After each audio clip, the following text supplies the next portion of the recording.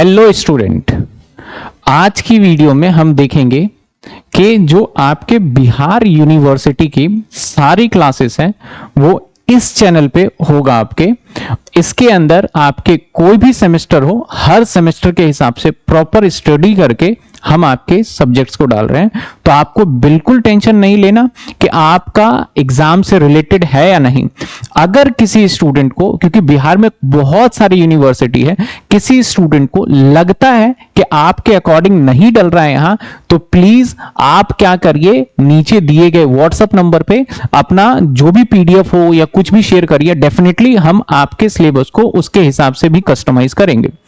अब जो इस चैनल पे मैं वीडियो अपलोड कर रहा हूं कि फॉर एग्जांपल आपका फाइनेंशियल अकाउंट है या फिर आपका कॉर्पोरेट अकाउंट है या आपका इनकम टैक्स है, उदाहरण के तौर पे लेते हैं, तो हो सकता है कि मैंने इनकम टैक्स इसी साल पढ़ाया था, तो मैं क्या करता हूं, उस वीडियो के आपके सिलेबस के हिसाब से अपलोड करता हूं। और बीच बीच में हो सकता है कि जब मैं पढ़ा रहा था लाइव क्लास में, तो कुछ दिल्ली यूनिवर्सिटी के बच्चे हो सकते हैं, कुछ असम यूनिवर्सिटी के हो सकते हैं। तो अगर मैं बीच वीडियो में ये वर्ड यूज करता हूं तो आप उसको इग्नोर करिएगा। आपको ये रहना है कि आपके अकॉर्डिंग और आपके बिल्कुल लेटेस्ट सिलेबस के अकॉर्डिंग कराया जा रहा है। तो होपफुली आप इस बात को देखेंगे और आगे कंटिन्यू वीडियो देखेंगे। तो अब आगे अपनी स्टडी स्टार्ट करिए और ज्यादा से ज्यादा मेरी आपसे रिक्वेस्ट है, ज्यादा से ज्यादा अपने दोस्तों के साथ यूनिवर्सिटी के अंदर इस वीडियो को शेयर करिए, क्योंकि अब आपको कहीं यूट्यूब पे भटकने की जरूरत नहीं है। Thank you so much. चलिए आगे कंटिन्यू क्लास करते हैं। Very very good evening to all of you. तो डियर स्टूडेंट, हमने जैसा कि बिजनेस इकोनॉमिक्स का यूनिट 1 स्टार्ट किया हुआ है और लास्ट क्लास में हमने मीनिंग ऑफ बिजनेस इकोनॉमिक्स को समझा, फीचर ऑफ बिजनेस इकोनॉमिक्स को समझा। ये दो क्वेश्चन हमारे लास्ट क्लास में कंप्लीट हो गए थे और आज के क्लासेस में हम नेचर ऑफ बिजनेस इकोनॉमिक्स को समझने जा रहे हैं। तो नेचर ऑफ बिजनेस इकोनॉमिक्स आप कह सकते हैं कि इस यूनिट का मोस्ट इंपॉर्टेंट टॉपिक है। तो जो टॉपिक मैं आपको इंपॉर्टेंट मार्क करवा रहा हूं, जो स्टार्टिंग में बोल के चल रहा हूं, उन टॉपिक पे आपको स्टार्टिंग से ही फोकस करके रखना है, मार्क करके रखना है। सिलेबस के एंड के बाद भी मैं आपको आपके कंटेंट में स्टार लगाऊंगा और टॉपिक पे मैं आपको बताता चलूंगा साथ के साथ। लेकिन स्टार्टिंग से भी अगर आप खुद भी उस चीज को मैनेज करके चलेंगे, आप मार्क करके चलेंगे, तो ये बहुत अच्छा रहेगा। तो बच्चे, बात करते हैं हम यहाँ पर नेचर ऑफ बिजनेस इकोनॉमिक्स, कि बिजनेस इकोनॉमिक्स का स्वभाव क्या होता है। जैसे होता है ना, किस इंसान का नेचर कैसा है, वैसे बिजनेस इकोनॉमिक्स का स्वभाव कैसा है, तो इसको हम कहेंगे नेचर ऑफ बिजनेस इकोनॉमिक। तो बच्चे, फर्स्ट नेचर इसका आता है बिजनेस इकोनॉमिक का, फर्स्ट नेचर आपका आता है कि business economics is the micro economics in nature. तो बच्चे, फर्स्ट नेचर क्या आया जरा आप समझेंगे। फर्स्ट नेचर आया, business economics is the micro economics in nature. ये फर्स्ट है, ये फर्स्ट पॉइंट है। और कभी भी अपना आप आंसर लिखेंगे, ऑलरेडी आप सेमेस्टर 5 में है, तो मुझे नहीं लगता कि ये बात अब तक आप लोगों से छुपी हुई होगी कि कभी भी आप अपने आंसर को कोशिश करो कि आप उसको पॉइंट बना करके एक्सप्रेस करो। और जब भी पॉइंट में आप अपने आंसर को लिखते हो तो उसके नीचे आपको अंडरलाइन जरूर करना है। एग्जाम में आपका जितना अच्छा प्रेजेंटेशन रहेगा आपके कॉलेजेस के एग्जाम में, आपके मार्क्स उतने ही बेटर आएंगे। पैराग्राफ में लिखने की कोशिश आप कम से कम कीजिए, कोशिश कीजिए कोई भी क्वेश्चन आपका पैराग्राफ में ना जाए। और जब आप पॉइंट बना रहे हैं, जैसे कि यहां पर देखो पॉइंट बना हुआ है, लेकिन यहां पर आप भी एग्जाम में ऐसे ही पॉइंट बना करके आते हैं और रिजल्ट क्या होता है कि आपके मार्क्स वो नहीं मिल पाते जो कि आपकी एक एक्सपेक्टेशन होती है, क्योंकि पॉइंट नजर ही नहीं आ रहा, सब पैराग्राफ दिख रहा है। तो इसलिए आप क्या करो, इसको आप अच्छे से अंडरलाइन करो। इसको आपने क्या करना है बच्चे, अच्छे से इसको अंडरलाइन कर लो। अंडरलाइन करने के बाद इसको अच्छे से आप अंडरलाइन करिए, 2 लाइन डाल करके इसके नीचे। अब आपको एक पॉइंट साफ साफ अलग अलग आपको नजर आ गया है। क्लियर है बच्चे। पॉइंट 2 आपका जहां पर है, वहां पर आप अपने पास पे एक, ये आपका पॉइंट 2 है। क्लियर है। तो मैं एक प्रेजेंटेशन आपको अपने एग्जाम में आपने रखना है। अभी समझाऊंगा मैं टॉपिक क्या है, लेकिन मेन क्या है, आपका प्रेजेंटेशन भी बहुत जरूरी है बच्चे। अच्छा मैं पढ़ा दूंगा, अच्छा आप पढ़ लेंगे, लेकिन आप अच्छा से उसको प्रेजेंट नहीं कर पाएंगे तो सब कुछ करा कराया आपका बेकार हो जाएगा। ये बात आप अच्छे से समझते हैं। अब देखो, आपको 2 पॉइंट था इस पेज पे, अब दोनों पॉइंट्स आपके हाईलाइट हो रहे हैं या नहीं हो रहे हैं, बच्चे बताइए।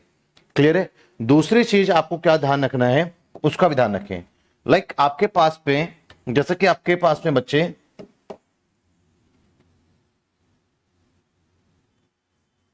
ये पॉइंट थोड़ा सा बाहर की तरफ करने की आप कोशिश करें। पॉइंट है नहीं आपके पास में, एक पॉइंट्स आपके अलग ही नजर आने चाहिए। पॉइंट्स अलग ही नजर आने चाहिए आपके कि ये आपके पॉइंट्स हैं। तो ये आपके पास में बेसिकली क्या है, पॉइंट 1 और ये क्या आपके पास में पॉइंट 2। अब जरा देखो अपने क्वेश्चन को। अब आपको सही समझ में आ रहा है कि आपने इसके 2 पॉइंट्स बनाए हुए हैं, कितना फर्क हो गया सिर्फ इन 2 चीजों को कर देने से। तो ये कोशिश आपको हमेशा रखना है। चलिए आइए स्टार्ट करते हैं अपना टॉपिक आज का, nature of the business economics.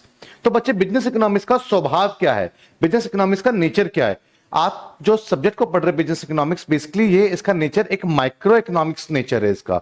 अब आपके माइंड में क्वेश्चन आएगा सर माइक्रो इकोनॉमिक्स क्या है, तो आइए समझते हैं कि माइक्रो इकोनॉमिक्स क्या है, डिटेल में समझते हैं पहले इसके बारे में हम कि माइक्रो इकोनॉमिक्स किसे कहते हैं। तो बच्चे आप देखेंगे हमारे जो रिसोर्सेस हैं,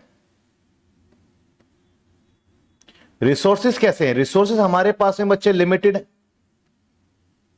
जितने भी रिसोर्सेस हैं जिससे हम किसी भी गुड्स एंड सर्विसेज को प्रोड्यूस करते हैं, प्रोडक्शन करते हैं, वो रिसोर्सेस क्या है, वो रिसोर्सेस हमारे पास में लिमिटेड है। और लिमिटेड रिसोर्सेज जब भी होगा तो आपके सामने प्रॉब्लम ऑफ चॉइस क्रिएट होगा ही होगा। अब आप कह रहे हैं सर ये क्या कह रहे हैं आप, आइए एक एग्जांपल से समझते हैं इस चीज को। मान के चलिए कि आपके पास में 100 रुपीज है, क्लियर है, और आपके 100 रुपीज दिया और आपसे कहा कि जाओ बच्चे वेजिटेबल लेकर के आ जाओ मार्केट से। मम्मी ने कहा कि सब्जी मार्केट से लेकर के आ जाओ, और 100 रुपए आपके हाथ में पकड़ा दिए गए हैं। अब जब आप मार्केट में जाओगे तो आपके पास में बहुत सारे ऑप्शंस होंगे, बहुत सारी सब्जियां आपको दिख रही होंगी। अब आप मार्केट में कंफ्यूज हो कि भैया कौन सी सब्जी लें इतनी सारी सब्जियों में से। अब यहां पर आप टोटली कंफ्यूज हो चुके हो। आपके पास में कंफ्यूजन इसलिए है क्योंकि आपके पास में 100 रुपए ही है।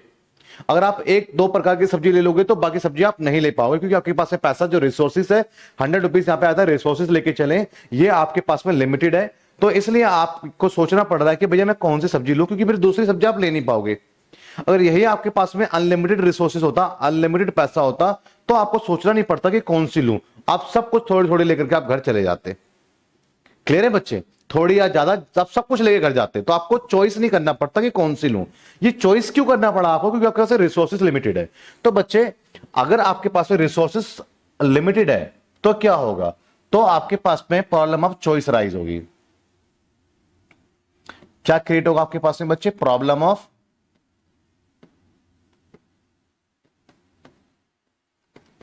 ऑफ चॉइस क्रिएट होगी। क्लियर है, अब ये प्रॉब्लम ऑफ चॉइस आपके यहां पे क्रिएट हो गई। अब जब भी प्रॉब्लम ऑफ चॉइस आपके सामने क्रिएट होगी तो आपको ये समझ होनी चाहिए कि आप किसका सिलेक्शन करें। आपको सेलेक्ट करने के समझ होनी चाहिए। अब प्रॉब्लम ऑफ चॉइस का मतलब ये हो गया कि आपके पास में ऑप्शंस बहुत सारे हैं। आपके पास में बच्चे क्या है, तो आपके पास में यहां पर कुछ सामने आपको ऑप्शंस दिख रहे हैं, कुछ ऑप्शंस दिख रहे हैं। क्लियर है बच्चे, अब ऑप्शंस फॉर एग्जांपल मान लेता हूं प्रोडक्ट ए, ऑप्शन बी भी है आपके पास में कि अपने रिसोर्सेज को बी में यूज कर लो, अपने रिसोर्सेज को आप सी में यूज कर लीजिए, अपने रिसोर्सेज को डी में यूज कर लीजिए, अपने रिसोर्सेज को आप ई में यूज कर लीजिए। तो आपके पास बहुत सारे ऑप्शंस हैं। तो बेसिकली होना क्या चाहिए कि आप उस ऑप्शन का सेलेक्ट करें जिससे कि आपके रिसोर्सेज का बेटर यूटिलाइजेशन हो पाए, अच्छे तरीके से उसका इस्तेमाल हो पाए। क्लियर है, अगर मेरा मानना है कि अगर आपके पास में बच्चे 100 रुपए ही है और उसी से पूरा दिन आपको आज अपना जो है खान पान की व्यवस्था करनी है अपने परिवार के लिए, अपने लिए 100 रुपए ही है, तो मैं नहीं मानता कि 100 रुपए में आप जो है किसी बढ़िया से जो है रेस्टोरेंट में जाकर के आप जो है कॉफी पी करके आप आए, क्योंकि आपने 100 रुपए का वहां पर यूज कर लिया तो बेसिकली वो better utilisation of limited resources नहीं हुआ, क्योंकि वो आपके मैक्सिमम वांट्स को फुलफिल नहीं कर पाया, आपकी फैमिली की वांट्स को फुलफिल नहीं कर पाया। तो आप ये डिसीजन तो नहीं लेंगे कि आपके पास 100 रुपीज ही है, उससे आपको और अपनी फैमिली को आज एक दिन के लिए सर्वाइव करवाना है, और आप एक बढ़िया से रेस्टोरेंट में 100 रुपए का आप जो है कॉफी ले लिया, या फिर आप जाकर के मैकडी में आपने 100 रुपए के आसपास से किसी रेंज का आपने एक बर्गर ले लिया और बर्गर आपने खा लिया। तो इसको तो बेटर यूटिलाइजेशन, मैं ये नहीं कह रहा बर्गर खाना वेस्ट है, मैंने कोई ऐसा कमिटमेंट नहीं कर रहा, सिचुएशन पूरा समझिए। मैं आपसे कह रहा हूं कि 100 रुपीज ही आपके पास में है, तो इस सिचुएशन में तो आप अपने रिसोर्सेज को बेटर यूटिलाइज नहीं कर पाए, क्योंकि आपको पूरे दिन का मिल चलाना था, वो अपनी पूरी फैमिली का चलाना था, 4 से 5 मेंबर है उसमें। तो कहीं ना कहीं आपको ये पता होना चाहिए ना कि आप अपने लिमिटेड रिसोर्सेज को, आपके पास जितने भी अवेलेबल ऑप्शंस हैं, इन ऑप्शन में से आप कौन से ऑप्शंस पे आप इन रिसोर्सेज को आप अप्लाई करें जिससे कि आपको मैक्सिमम सेटिस्फेक्शन मिले, जिससे कि आपकी रिसोर्सेज का बेटर यूटिलाइजेशन हो। तो अब आपके सामने ये आ गया कि भैया इनमें से कौन सा ऑप्शन लें। इसी को तो हम क्या बोलते हैं बेसिकली, ये जो आपके सामने बच्चे ऑप्शंस दिख रहे हैं बेसिकली इसी को तो हम बोलते हैं इनमें से किसका सिलेक्शन करें, प्रॉब्लम ऑफ चॉइस बोलेंगे इसी को हम क्या बोलेंगे, प्रॉब्लम ऑफ चॉइस। अब बच्चे अब प्रॉब्लम ऑफ चॉइस को सॉल्व करने के लिए बेसिकली किसी स्टडी की तो नीड होगी आपको, समझ में आया ना बच्चे। अब ये प्रॉब्लम ऑफ चॉइस है, अब इसमें से किसका सिलेक्शन हो उसके लिए आपको नीड किस चीज की है, स्टडी की नीड है। क्लियर है बच्चे, एक स्टडी की नीड है, समझ में आया बच्चे। अब जो ये स्टडी की आपको नीड है और इसी स्टडी को हम बेसिकली क्या कहते हैं, माइक्रो इकोनॉमिक्स। इसी को हम क्या कहते हैं, इसी को हम बोलते हैं माइक्रो इकोनॉमिक्स। अभी मैं बताता हूं माइक्रो इकोनॉमिक्स क्या होता है डिटेल में।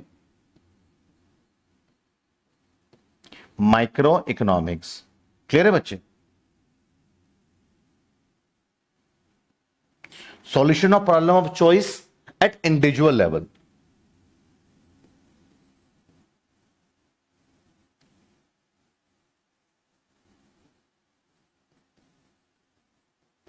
Solution of problem of choice at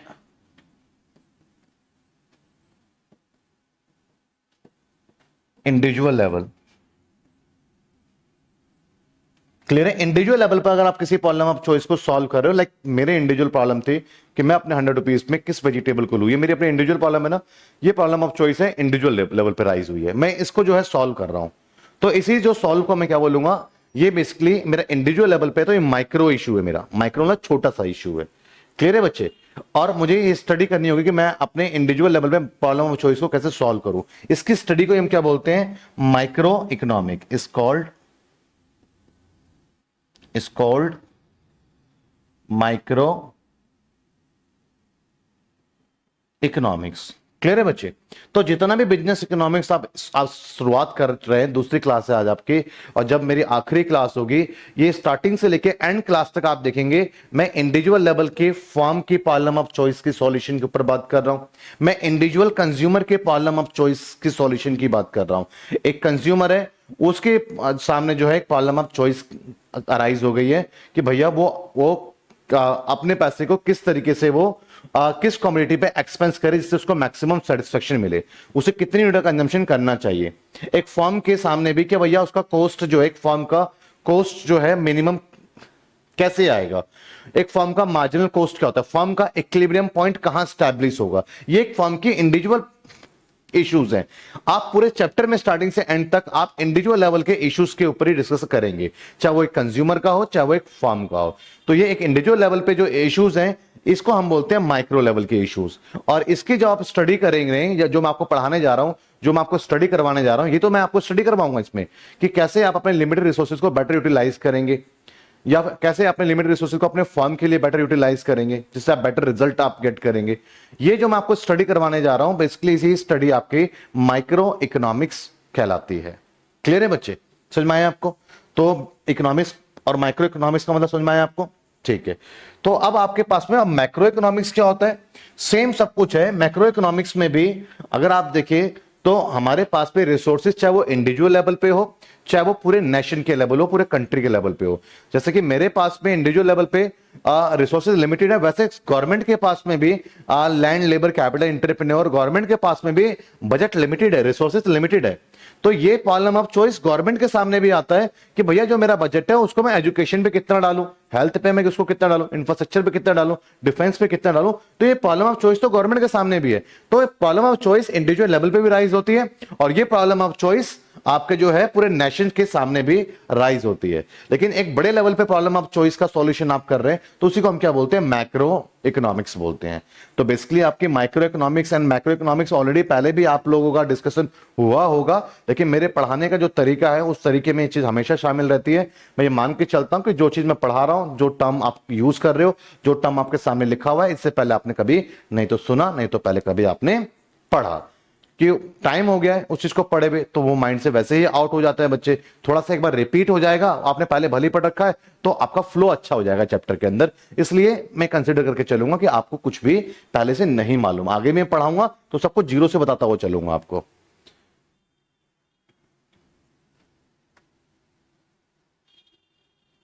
जो प्रॉब्लम ऑफ चॉइस, बेसिकली जो प्रॉब्लम्स है ना चॉइस से रिलेटेड, कि मुझे किस अपने रिसोर्सेज को कहां पर अप्लाई करना चाहिए, ये जो मेरे पास चॉइस की प्रॉब्लम है ना, इसी को हम बोलते हैं इकोनॉमिक प्रॉब्लम। और यही इकोनॉमिक प्रॉब्लम की अगर मैं इंडिविजुअल लेवल पे स्टडी कर रहा हूं तो उसको बोलते हैं micro economics.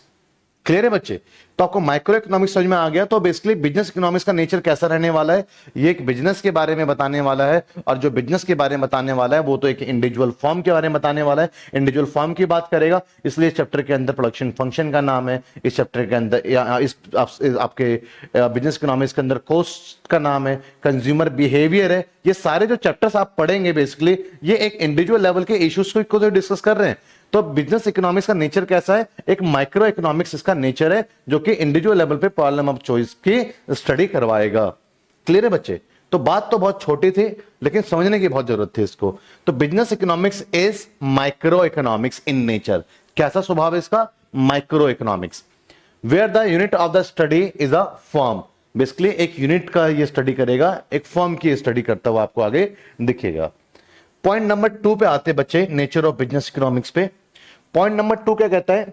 Business economics is concern with the normative micro economics, और एक होता है पॉजिटिव माइक्रो इकोनॉमिक्स। आइए इसके बारे में थोड़ा पहले समझ लेते हैं, फिर थ्योरी पढ़ेंगे बच्चे। एक होता है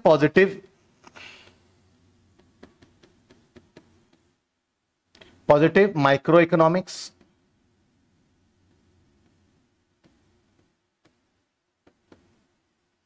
अब पॉजिटिव माइक्रो इकोनॉमिक्स क्या रहता है बच्चे?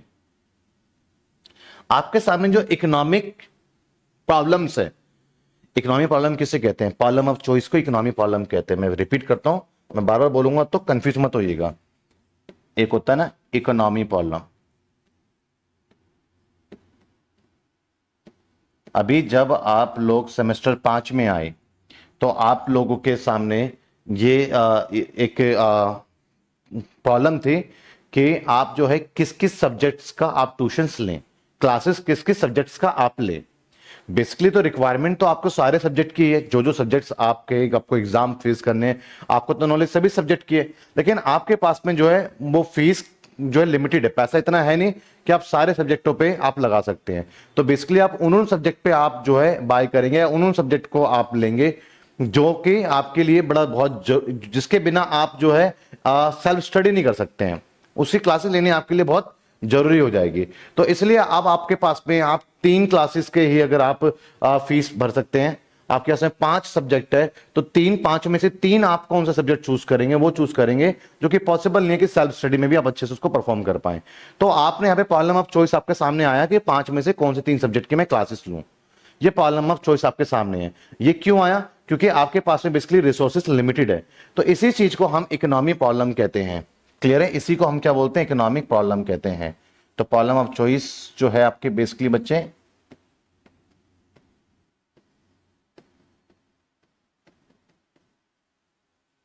क्लियर है? इसी को हम क्या बोलेंगे? इकोनॉमिक प्रॉब्लम बोलेंगे। इकोनॉमिक पैसे से संबंधित समस्या, मतलब कि आपके पास में प्रॉब्लम ऑफ चॉइस का आ जाना।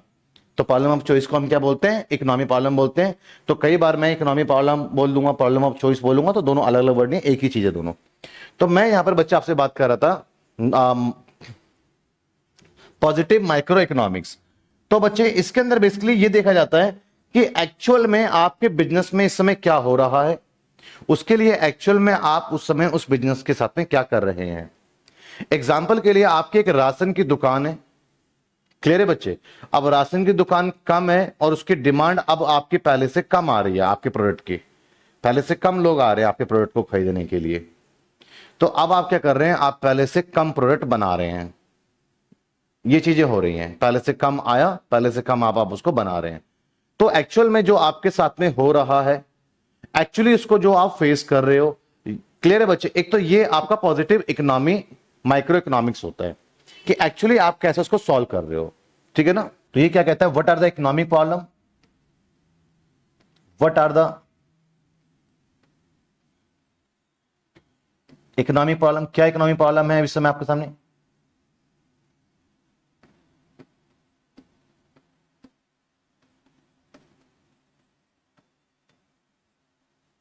इस समय क्या इकोनॉमिक प्रॉब्लम आपके पास में?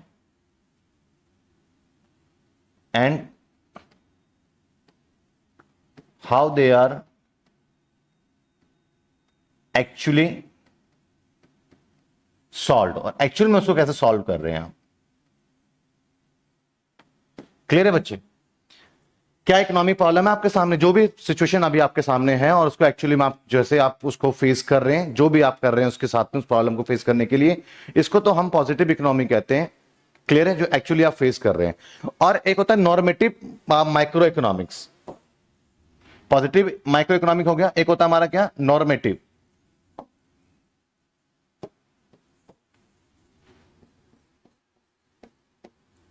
दोनों को लिखूंगा तब समझ में आएगा। Normative micro economics. इकोनॉमी अलग होता है, इकोनॉमिक्स अलग होता है, ध्यान रखना बच्चे। क्लियर है? मैं इकोनॉमिक्स की बात कर रहा हूं। Normative micro economics. क्लियर है? इसमें क्या होता है, how they are, how should they are solve, मतलब कि उसको हमें कैसे सॉल्व करना चाहिए।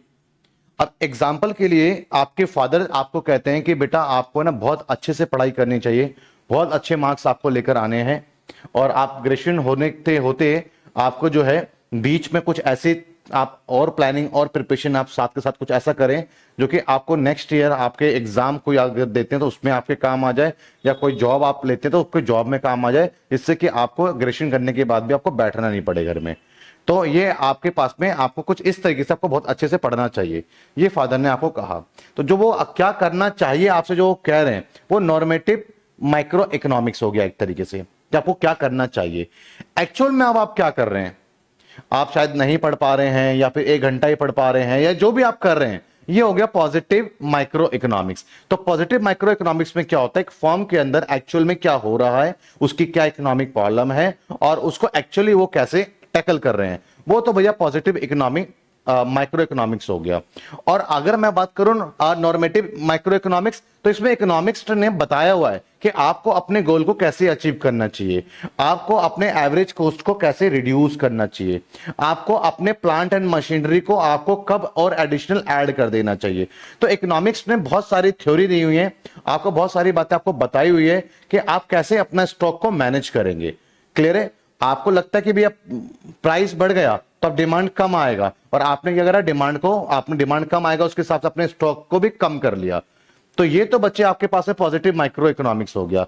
लेकिन इकोनॉमिक्स ने तो आपको ईडी कैलकुलेट करना सिखाया है, उसने बताया है कि प्राइस में कितना परसेंट चेंज आया। अगर आपको ये पता लग गया है तो आप ये भी बता सकते हैं कि आपकी डिमांड कितना परसेंट चेंज होगा। तो ये तो बच्चे आपको इकोनॉमिक्स ने बताया हुआ है। तो अगर आप इस थ्योरी को अप्लाई करेंगे तो एक्चुअल में अपने स्टॉक को मैनेज कर पाएंगे ना, एग्जैक्टली कितना स्टॉक आपको रखना चाहिए।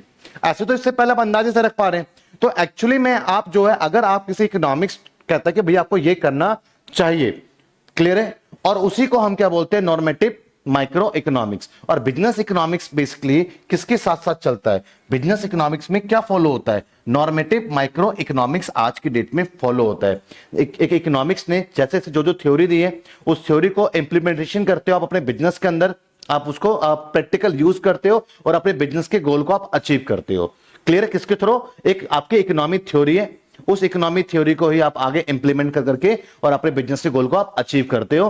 तो ये आपके पास में बेसिकली नॉर्मेटिव माइक्रो इकोनॉमिक्स है। इकोनॉमिक थ्योरी क्या होती है, क्या आपको करना चाहिए, ये तो इकोनॉमिक थ्योरी है। उसी इकोनॉमिक थ्योरी को अपने बिजनेस में अप्लाई करते हैं और अप्लाई करने के बाद अपने बिजनेस के गोल को अचीव करते हैं। इसको हम नॉर्मेटिव माइक्रो इकोनॉमिक्स कहते हैं। और बेसिकली आपके इकोनॉमिक्स में इस समय क्या, आपके बिजनेस में क्या हो रहा है और उसको आप क्या कर रहे हैं उसके साथ में, यह आपका पॉजिटिव माइक्रो इकोनॉमिक्स हो गया।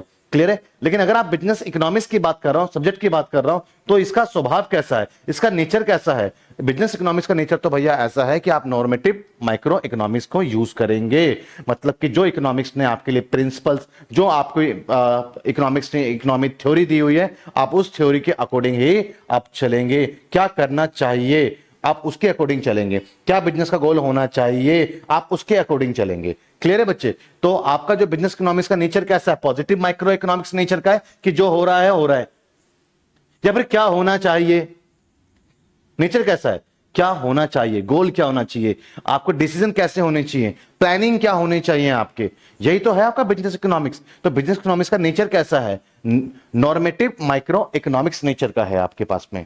क्लियर है बच्चे, समझ में आ रहा है आपको? तो यहां पर क्या कहता है ये कि business economics is concern with the normative micro economics and not with the positive micro economics. Clear है? ट्रेडिशनल पहले चलता था पॉजिटिव माइक्रो इकोनॉमिक्स। क्लियर है?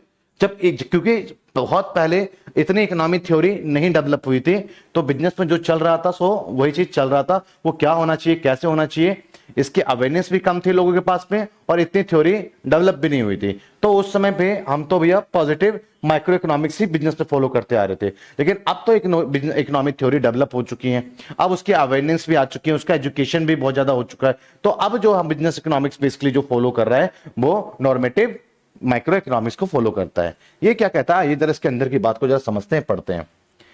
इन नॉर्मेटिव, अब ये दोनों को अलग अलग करके एक्सप्लेन करेगा कि नॉर्मेटिव माइक्रो इकोनॉमिक्स क्या है और पॉजिटिव माइक्रो इकोनॉमिक्स क्या है, ये दोनों बातों के बारे में बात करेगा। In normative micro economics, economics says what he think should happen rather than what does happen.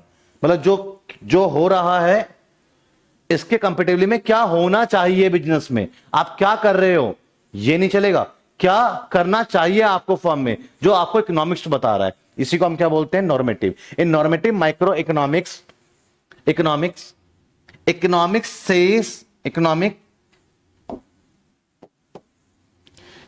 Says what he thinks should happen, क्या होना चाहिए, rather than that what does happen to the firm. The traditional economic theory, जो पहले चला करता था, concern itself with the positive economics. Clear है? It confines itself to the descriptive, clear है बच्चे, hypothesis attempting to the generalize the about the relation among the different variables and not passing the judgment about the what the firm ought to do। Clear है? तो basically पहले क्या था कि पहले कोई एक जजमेंट नहीं हुआ करता था, जजमेंट मतलब क्या होना चाहिए, गोल क्या होना चाहिए, कैसे करना चाहिए, एक्चुअल में जो हो रहा है पहले वही हमारा जो चला करता था। मेन आपको लिखना है, तो आप इस लाइन को आप नहीं भी लिख सकते हैं अगर आपको कॉम्प्लिकेशन अगर आए तो। आप यहां पे इस लाइन को आप मेनली ऐड कर दें बस, ठीक है बच्चे। क्या business economics tells us, business economics तो हमें यही बता रहे हैं जो आप पढ़ रहे हो, क्या बता रहा है, what objective of a business, business की क्या उद्देश्य होने चाहिए, should pursue and how they should be set, कि बिजनेस के पर्पस क्या होने चाहिए और उस पर्पस को कैसे सेट करना चाहिए। क्लियर है? ये कौन बताता है हमें, बिजनेस इकोनॉमिक्स बताता है। क्लियर है? इसलिए क्या होना चाहिए, कैसे उसको सेट करना चाहिए, ये एक नॉर्मेटिव माइक्रो इकोनॉमिक्स का पार्ट है। तो ऊपर हेडिंग को जस्टिफाई कर रहा है कि हमारा जो बिजनेस इकोनॉमिक्स उसका नेचर कैसा है, नॉर्मेटिव माइक्रो इकोनॉमिक्स नेचर है, not a positive micro economics. Clear है बच्चे, समझ में आया आपको ये पॉइंट क्लियर है? नेक्स्ट पॉइंट बच्चे आगे आपके पास है, business economics takes the help of the macro economics. इसका मतलब क्या है, इसका मतलब समझते हैं भैया, बड़ी गहराई से समझेंगे इसका मतलब भी। ठीक है, यूनिट 1 तो आपका इंट्रोडक्शन है, तो जब इंट्रोडक्शन चलता है तो इंट्रोडक्शन में थ्योरी पार्ट ही रहता है बच्चे, लेकिन जैसे यूनिट 2 आ जाएगा तो सारी चीजें बदल जाएंगी, हालात बदल जाएंगे, जज्बात बदल जाएंगे।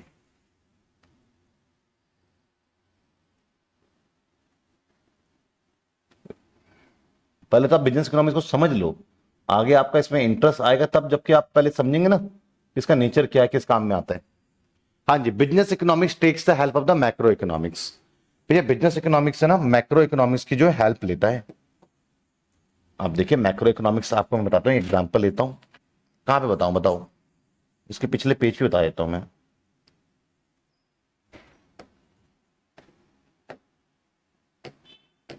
देखो मैं आपको यहां पे बता रहा हूं, like issues of macro economics, like issues of macro economics. आपको पता है ये एग्रीगेट लेवल पे होगा, तो उसमें से एक एग्जांपल लिख रहा हूं मैं, लाइक इन्फ्लेशन। इन्फ्लेशन क्या होता है बेसिकली, जहां पर प्राइस आपकी कॉन्टिन्यूसली, प्राइस जो है वो क्या होगी,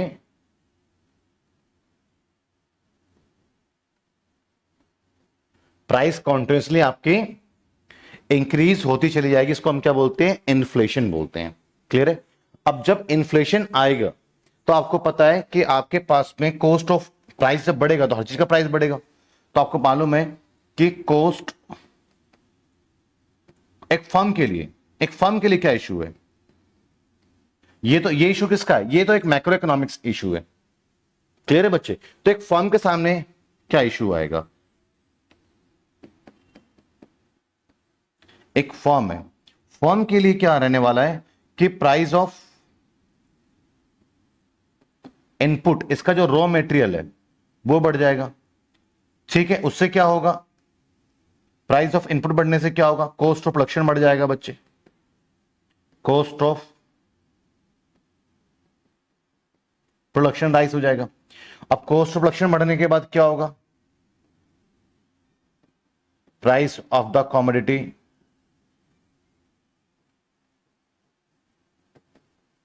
ये राइज हो जाएगा। तो एक प्रॉब्लम में तो आ गया ना ये फर्म, ये इश्यूज तो मैक्रो इकोनॉमिक्स इश्यूज है, इस पे तो फर्म का कोई कंट्रोल ही नहीं है। एक फर्म बताइए कि इंडिविजुअल फर्म है आपके, आप कैसे देश की महंगाई रोक सकते हैं, मुझे बताएं आप। वो तो सेंट्रल बैंक कर सकती है, क्योंकि इन्फ्लेशन क्रिएट होता कैसे है, इन्फ्लेशन क्रिएट जब होता है जब आप ऑलरेडी अपने रिसोर्सेज को फुल्ली यूटिलाइज कर रहे हैं। मेरा कहने का मतलब है, एक छोटे से मैं सिंपल सा एग्जांपल लेता हूं, आपके समोसे की दुकान है, उसके लिए आपके पास में जो है आटा और आलू भर रखा हुआ है, 100 समोसे आपने बनाए, 100 लोग खरीद के चले गए, लोगों ने और डिमांड करी, लेकिन आपके पास में रखा हुआ है, आटा रखा हुआ है, आलू रखा हुआ है, तेल रखा हुआ है, सब कुछ रखा हुआ है आपके पास में, आप दोबारा बनाएंगे और दोबारा लोगों को आप बना करके बेच देंगे और आपकी समोसे की प्राइस तो बढ़ेगी नहीं यहां पर। लेकिन जब ऑलरेडी आप पूरा अपना रिसोर्सेज यूज कर चुके हैं, उसके बाद डिमांड आ जाए तो अब और उसको नहीं बना सकते ना, तो उस सिचुएशन में फिर उसकी प्राइस क्या हो जाएगी, राइज हो जाएगी। मालूम है मेरे पास में 100 ही है, मैं 101 इसको बना नहीं सकता, एक भी नहीं बना सकता, लेकिन 500 लोग आ गए, अब यही 100 महंगा करके बेचूंगा। तो जब आपके कंट्री के रिसोर्सेज फुल्ली यूटिलाइज हो चुके होते हैं और उसका पूरा इस्तेमाल हो चुका होता है, उसके बाद डिमांड सप्लाई से ग्रेटर हो जाता है, आपके पास लोगों की परचेसिंग पावर ज्यादा होती है, इसकी वजह से डिमांड लोग ज्यादा करते हैं सप्लाई से, फिर इन्फ्लेशन आपके कंट्री में आ जाता है। तो भैया ये इन्फ्लेशन के रीजंस हैं, ये इश्यूज हैं, ये इस तरह से इन्फ्लेशन क्रिएट होता है। अब एक फर्म का इसमें क्या रोल है, आप मुझे बताएं, एक फर्म इसको कैसे कंट्रोल करेगा। फर्म के लिए तो सरदर्दी हो गया ना, कॉस्ट ऑफ प्रोडक्शन बढ़ गया, प्राइस कमोडिटी का बढ़ गया, प्राइस बढ़ गया कमोडिटी का तो डिमांड पे इंपैक्ट आएगा, डिमांड इसका कम होगा। तो एक फर्म के लिए तो इश्यूज आ गए बच्चे, लेकिन फर्म बताइए इस प्रॉब्लम को सॉल्व कैसे करेगा, क्योंकि ये जो प्रॉब्लम आई है इन्फ्लेशन की, ये एक एग्रीगेट लेवल पे सबके लिए प्रॉब्लम आई है ये, और इस प्रॉब्लम को हम बोलेंगे मैक्रो इकोनॉमिक्स की प्रॉब्लम है, और मैक्रो इकोनॉमिक्स के प्रॉब्लम पे एक इंडिविजुअल फर्म का कोई कंट्रोल नहीं है, उसको वो सॉल्व नहीं कर सकता है। क्लियर है बच्चे, समझ में आया? अब मैक्रो इकोनॉमिक्स ही क्या करेगा, गवर्नमेंट ही क्या करेगी, लोगों की परचेसिंग पावर कम, डिमांड को कम करने के लिए परचेसिंग पावर कम करेगी, परचेसिंग पावर कम करने के लिए वो बैंक रेट बढ़ा दे, चाहे रेपो रेट बढ़ा दे, मतलब कि इंटरेस्ट बढ़ा देगी बैंकों के, जिससे कि लोग जो है बैंकों से कर्जा कम लें, और कर्जा कम लेंगे तो लोगों का डिमांड भी फिर कम रहेगा। गवर्नमेंट टैक्स बढ़ा सकती है, टैक्स बढ़ा देगी जिससे कि लोगों का पैसा जो है सरकार के पास ज्यादा जाए और लोगों के पास खर्च करने के लिए पैसा कम बचे, और जिससे कि डिमांड का लेवल कम आए। तो ये तो गवर्नमेंट कर सकती है ना। तो इसलिए कहते हैं कि बिजनेस इकोनॉमिक्स की कुछ प्रॉब्लम्स ऐसी हैं जिसके लिए उसको मैक्रो इकोनॉमिक्स की हेल्प लेनी पड़ गई। क्लियर है? वो जो गवर्नमेंट ने इसको रिजॉल्व करा, उसी से इसकी प्रॉब्लम भी सॉल्व हुई। तो यहां पर क्या कहता है ये, business economics takes the help of the macro economics, ये मैक्रो इकोनॉमिक्स की हेल्प देता है to analyse the external condition, बाहरी जो कंडीशन है लाइक इन्फ्लेशन, ये एक एक्सटर्नल कंडीशन है। To analyse the external conditions which are the relevant to the business, external conditions तो है, इन्फ्लेशन आ गया और वो भी आपके बिजनेस से रिलेवेंट है भैया, ऐसा नहीं बिजनेस से रिलेवेंट नहीं है आपके, which are the relevant to the business since these condition are beyond the firm, firm के कंट्रोल से बाहर है, it has to adjust itself to the change in these condition to survive and grow. Clear है बच्चे? तो basically ये क्या करेगा, मैक्रो इकोनॉमिक्स का ये अपना इसका एक तरीके से ये उसकी हेल्प लेता है। मैक्रो इकोनॉमिक्स के थ्रू ही इस प्रॉब्लम को सॉल्व, एक इंडिविजुअल फर्म की प्रॉब्लम को सॉल्व किया जा सकता है, बिजनेस इकोनॉमिक्स को रिजॉल्व किया जा कर सकते हैं। अब बच्चे फोर्थ पॉइंट क्या कहता है आपका, फोर्थ पॉइंट आपका कहता है इट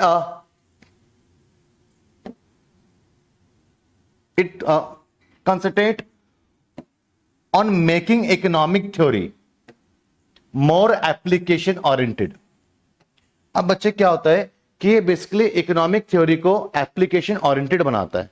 अभी तक तो आपने इकोनॉमिक थ्योरी तो ये पढ़े कि जब प्राइस इंक्रीज होगा तो डिमांड डिक्रीज हो जाएगा। ठीक है, आपके फर्म की जो कम्युनिटीज की प्राइस बढ़ गई, आपको पता है कि ये इसकी डिमांड जो है कम होगी, ये इकोनॉमिक थ्योरी है। लेकिन उसको अपने फर्म में कैसे आप यूज में लेकर के आएंगे? मैंने लास्ट क्लास में एग्जांपल लिया था इलास्टिसिटी ऑफ डिमांड के थ्रू। इलास्टिसिटी ऑफ डिमांड बताता है कि अगर आपको प्राइस में परसेंटेज चेंज पता है तो आप बता सकते हो कि डिमांड में कितने परसेंट चेंज आएगा। क्लियर है बच्चे? तो इस तरीके से आप बेसिकली, आप अगर प्राइस बढ़ा डिमांड कम होगा तो आप एक अंदाजे से, आप डिमांड कम होगा ये पता है आपको, और एक अंदाजे से स्टॉक को रख रहे हो सकता है कि काफी ज्यादा कम कर दिया आपने, जितना कम हुआ नहीं, हो सकता है आपने डिमांड उतना कम किया नहीं जितना कम हो गया। दोनों सिचुएशन में आपको नुकसान होना है।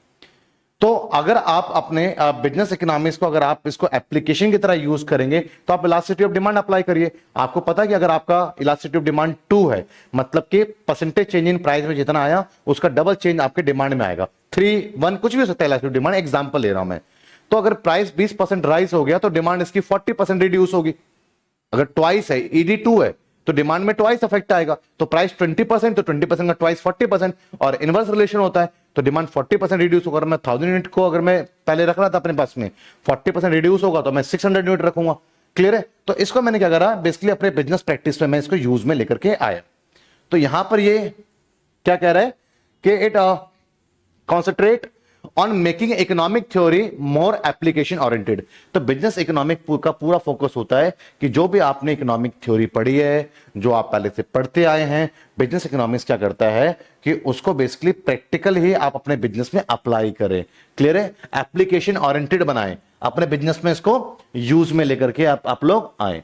मैं एक एग्जांपल लूंगा, आप लोगों ने बिजनेस मैथ्स पढ़ा था, अब भाई मैं आपसे एग्जांपल ले सकता हूं।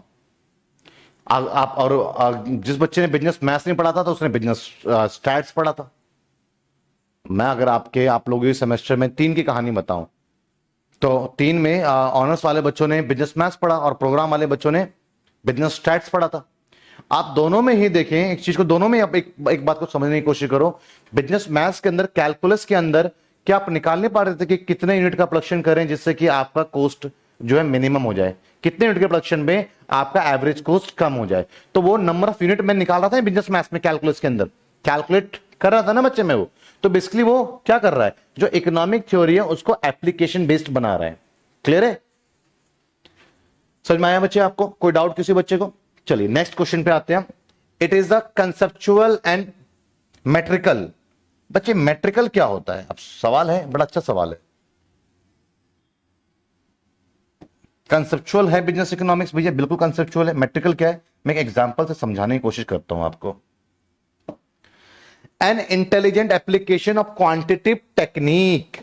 आइए इस वर्ड को समझते हैं, क्वांटिटेटिव टेक्निक क्या है। क्वांटिटेटिव टेक्निक, चलिए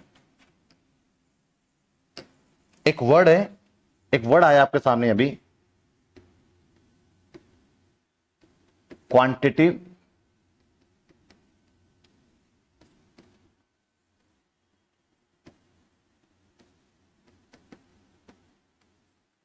क्वांटिटेटिव टेक्निक। मैं बताता हूं आपको ये एक क्वांटिटेटिव टेक्निक क्या है। बेसिकली मैं कुछ एग्जांपल ही देता हूं, समझ में आ जाएगा आपको। आपने अगर बिजनेस स्टैट्स के बच्चों ने जो पढ़ा था, मैं इसके बारे में बता भी देता हूं। टाइम सीरीज एक चैप्टर पढ़ा होगा आपने,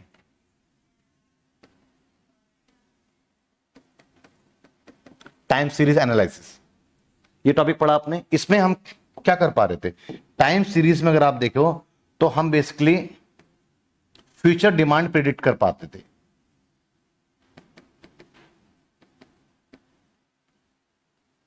टाइम सीरीज के थ्रू आप फ्यूचर डिमांड को आप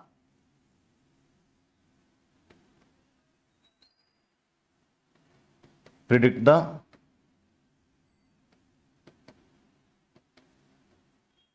फ्यूचर डिमांड। टाइम सीरीज एक बिजनेस स्टैट्स का चैप्टर है जिसके अंदर आप जो है फ्यूचर में डिमांड क्या होने वाला है उसको आप पहले से प्रिडिक्ट कर सकते हैं। तो टाइम सीरीज चैप्टर आप लोगों ने पढ़ा है। क्लियर है? टाइम सीरीज अगर आपने नहीं पढ़ा तो आप एक बिजनेस मैथ्स वालों बच्चों के लिए भी मेरे पास में एग्जांपल है,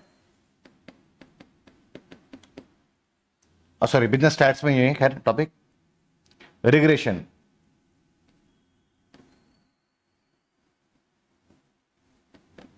रिग्रेशन एनालाइज। इन दोनों में रिग्रेशन में क्या था कि अगर एक वेरिएबल में चेंज आता है तो उसके रिस्पेक्ट में दूसरा वेरिएबल कैसे रिएक्ट करेगा। लाइक प्राइस में चेंज आता तो डिमांड कैसे रिएक्ट करने वाला है। क्लियर है बच्चे? तो ये सारे जो आपके पास है बेसिकली क्वांटिटेटिव टेक्निक थी, जिसमें कि आप बेसिकली आप मैथ्स अप्लाई करते थे, क्वांटिटेटिव चीजें आप अप्लाई कर करके, और आप एग्जैक्टली फिगर आप यहां से फाइंड आउट आप करते हैं, जो कि आपने बिजनेस स्टैट्स के अंदर टाइम सीरीज एनालिसिस के अंदर फ्यूचर डिमांड प्रेडिक्ट करा था। वहां पे आपने पीछे लास्ट 2002 की डिमांड, 2005 की, 7 की, 10 की एक टाइम आपने रखा था। उस टाइम को देखते हुए हम आगे प्रेडिक्ट कर पा रहे थे कि एक्चुअल में आगे डिमांड क्या आएगा। उसके अपने फॉर्मूले थे, उसके अपने मेथड्स थे, जो कि टाइम सीरीज में आप लोगों ने पढ़ा। रिग्रेशन में दो वेरिएबल थे, एक्स और वाई।